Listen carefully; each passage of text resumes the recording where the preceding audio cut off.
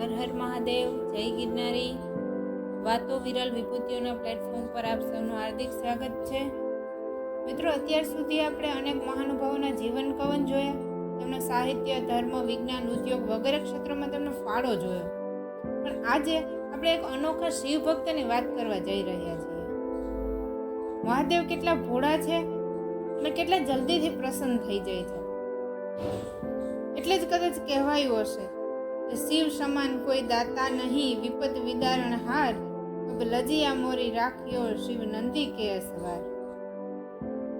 શિવ ભગવાન આપણને જેટલો પ્રેમ કરે ને એટલો પ્રેમ ક્યારેય કોઈ ન કરે. માં ભગવતી ઉમાના ભરથાર, ગણેશજીના પિતા, કૈલાસના પતિ, હિમાલયના જમાઈ અને નંદીના અસવાર એવા ભગવાન શિવને પ્રિય એવો શ્રાવણ માસ અત્યારે ચાલે છે. અને એમાંય આજે તો સોમવાર. વસુંધરા લીલી ચૂંદડી ઓઢે અને નદી નાળા છલકાઈ જાય અને પ્રકૃતિ જ્યારે સોળે કળાએ ખીલે ને ત્યારે શ્રાવણ માસની શરૂઆત થાય. મહાદેવને રીઝવવા માટે વિધિ વિધાન કે કોઈ પૂજાની જરૂર ન પડે. અભૂત ભક્તોની વિધિ વિધાનો પણ એ સ્વીકારે અને એને આશીર્વાદ આપે. એટલા એ ભોળા, જેનું સમગ્રત્વ પૂજાય છે. તેમના ગળામાં રહેલા સર્પની પૂજા થાય, નંદીની પૂજા થાય, એવા દેવાધિદેવ નિરંજન નિરાકાર ઓમકાર મહાદેવના ચરણોમાં નમન કરીએ. અને આપણે ભગવાન શિવના ઘણા ભક્તો વિશે સાંભળ્યું છે, પણ આજે એક એવા ભક્ત વિશે વાત કરવા જઈ રહ્યા છીએ કે જે શિવલિંગ પર પોતાનો પગ રાખે છે.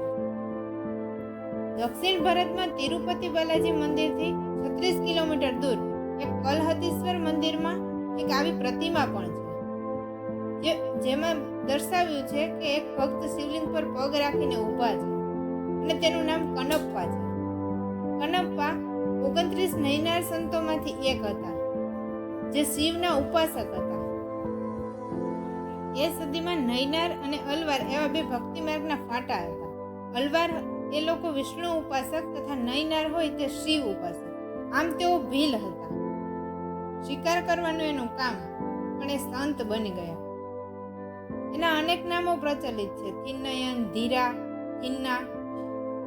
તેમનો જન્મ રાજનપેટ વિસ્તારમાં થયો હતો અને માતાએ તેમનું નામ થિન્ના રાખ્યું હતું. તેમના પિતા મોટા શિકારી હતા અને શિવ ભક્ત પણ હતા, અને તે શિવના પુત્ર કાર્તિકેયની પૂજા કરતા હતા. એટલે આમ તો કનપ્પાને શિવ ભક્તિ વારસામાં જ મળેલી. એટલે કનપ્પા શ્રી કલહતીશ્વર મંદિરમાં પૂજા કરે, પણ એમને શિવ ભક્તિના વિધિ વિધાનની કાંઈ ખબર નહીં, કાંઈ નિયમ ના જાણે. બસ, પણ એની શ્રદ્ધા અપાર. નજીકની સુવર્ણમુખી નદીમાંથી મોઢામાં પાણી ભરીને આવે અને શિવલિંગ ઉપર જળ અભિષેક કરી દેતા. અને તે શિકારી હતા એટલે જે મળે તેમાંથી થોડો ભાગ શિવને અર્પણ કરે. અને એકવાર તો એક માંસનો ટુકડો પણ શિવજીને અર્પણ કર્યો.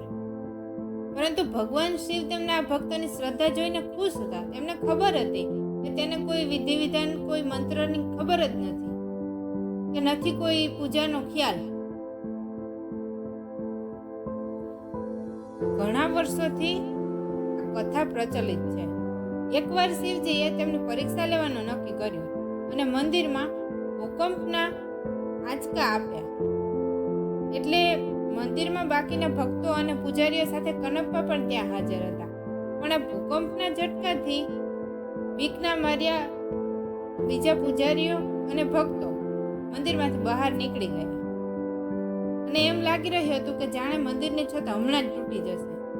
પણ કનપ્પા તો શિવલિંગને બાથ ભીડી અને ત્યાં જ રહ્યા, કે ક્યાંક કોઈ પથ્થર શિવલિંગ પર ના પડે. એનો ખ્યાલ રાખતા શિવલિંગ પર બાથ ભીડી અને ત્યાં જ રહ્યા. થોડી વાર પછી આ ભૂકંપ બંધ થાય છે. એમાં શિવલિંગ પર જે આંખો દોરેલી હોય તેમાંથી એક આંખમાંથી આંસુ અને લોહી એક સાથે વહી રહ્યા છે. કનપ્પાએ આ જોયું એટલે એને એક સેકન્ડનો પણ વિચાર ન કર્યો અને પોતાની એક આંખ એમની પાસે રહેલા બાણ વડે કાઢી અને શિવલિંગ પર ધરી દીધી. એટલે તેમાંથી લોહી નીકળતું બંધ થયું. પણ થોડી વાર થઈ કે તો શિવલિંગની બીજી આંખમાંથી પણ લોહી નીકળવા માંડ્યું. ત્યારે કનપ્પાએ તેની બીજી આંખ પણ કાઢવાનું શરૂ કર્યું. ત્યારે તેને વિચાર આવ્યો કે બીજી આંખ કાઢ્યા પછી તો તેને કંઈ જ દેખાશે નહીં, તો પછી આ આંખ શિવલિંગ પર કઈ રીતે લગાવશે? આ વિચાર પછી એણે પોતાનો એક પગ ઉપાડી અને શિવલિંગ પર જે આંખ લગાવવાની હતી ને ત્યાં નજીક રાખી દીધો, જેથી તે આંધળો થયા પછી પણ શિવજીની બીજી આંખની જગ્યાએ પોતાની આંખને લગાવી શકે. પણ આ બધું થતા જ તો મહાદેવ ભોળાનાથ પ્રસન્ન થયા, ખુશ થઈ અને તેમની આંખો સરખી કરી આપી અને આશીર્વાદ આપ્યા. અને સાચા હૃદયના ભાવથી જો કોઈ ભક્તોએ મહાદેવને પોકાર્યા છે તેમને હંમેશા તે પ્રસન્ન થઈ અને આશીર્વાદ આપે જ છે. અને એટલે જ કદાચ આ લખાયું હશે કે આમ તો હરદમ હજુરી હોય છે, આમ તો હરદમ હજુરી હોય છે, પણ આપણા મનમાં જ દૂરી હોય છે.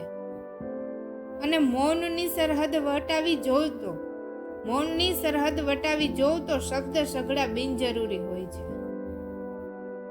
આવી જ રીતે ભોળાનાથ આપ સર્વની દરેક મનોકામનાઓ પૂર્ણ કરે એવી અભ્યર્થના સાથે મહાદેવને રાજી કરવા માટે 1 લોટા જળ અને 1 બીલીપત્રની જરૂર પડે છે. પણ જો આના કરતાં પણ બમણા રાજી કરવા હોય ને તો આપણે એક બિલ્વ વૃક્ષ ઉછેરવું જોઈએ, કારણ કે એ બિલ્વ વૃક્ષ પર કરોડો બીલીપત્ર આવશે અને એ બીલીપત્રને લોકો મહાદેવ સુધી પહોંચાડશે ને ત્યારે તેનું ફળ તમને જ મળશે. અને વેદોમાં તો એવું કહ્યું છે કે એક બિલ્વ વૃક્ષને ઉછેરવાથી 1000 કન્યાદાન જેટલું ફળ મળે છે. તો જે લોકો સુધી આ વિડીયો પહોંચે એ લોકો પોતાના મનમાં એવો એક સંકલ્પ અચૂકથી કરે કે એક બિલ્વ વૃક્ષ આપણા જ ઘરમાં જરૂર લગાવીએ અને આ જ શ્રાવણ માસમાં લગાવીએ અને આપણા જીવનને ધન્ય બનાવીએ. બસ આવી જ ઈચ્છા સાથે જય હિન્દ.